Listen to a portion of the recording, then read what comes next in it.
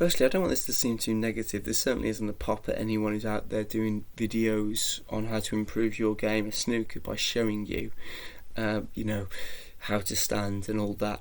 I think it's great that there's a platform like YouTube where you can have access to such a wide range of videos, and you can really pick the brains of very experienced, good players and coaches who can impart their knowledge.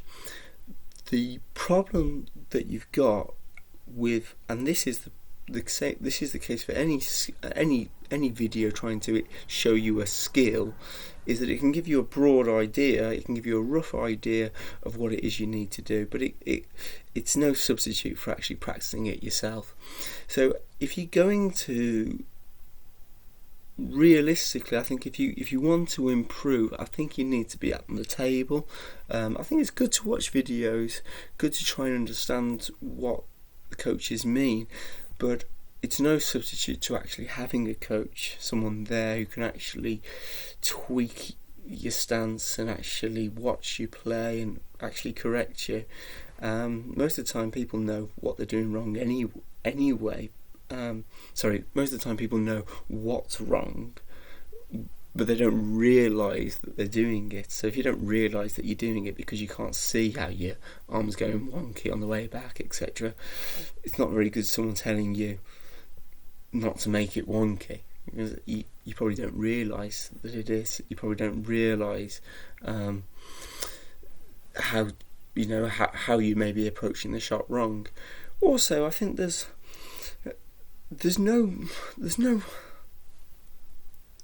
definite absolute right and wrong with some things, and I think some videos, the danger of thinking that you have to follow what they're saying is that it can actually negatively affect your game.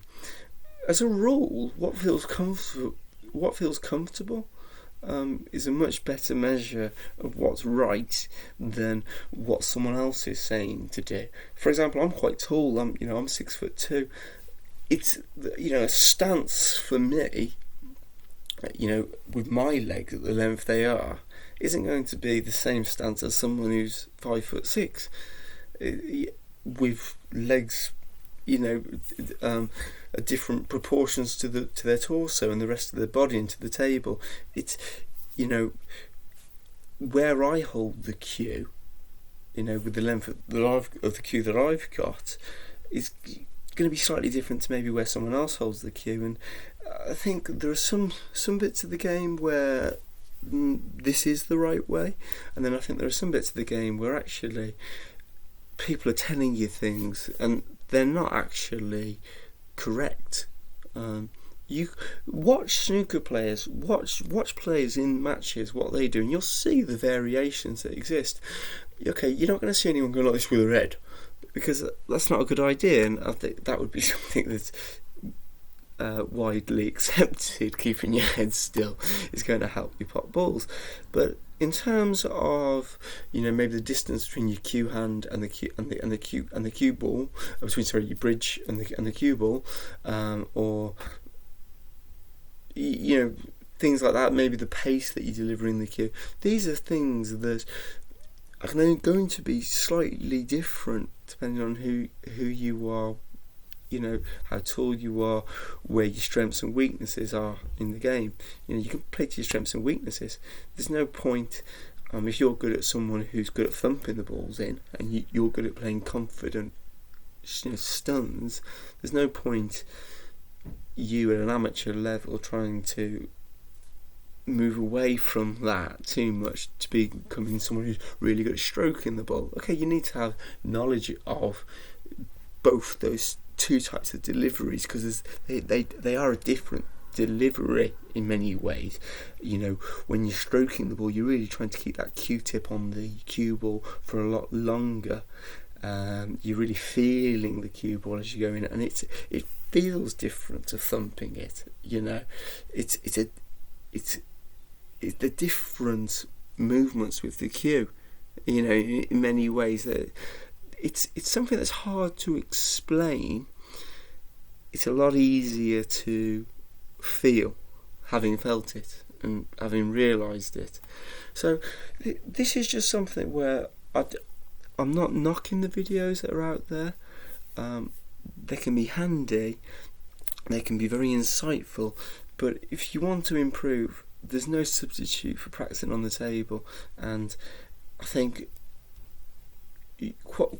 bottom line is, I don't think you're fully going to really understand what people mean sometimes, because they're talking about, they're trying to articulate something that's a feel, and it's until you've both shared what that is, it's hard to know that you mean the same thing. And if you're a beginner, what does it mean when someone says try and feel that Q-tip on the cue ball for longer? What does that feel like?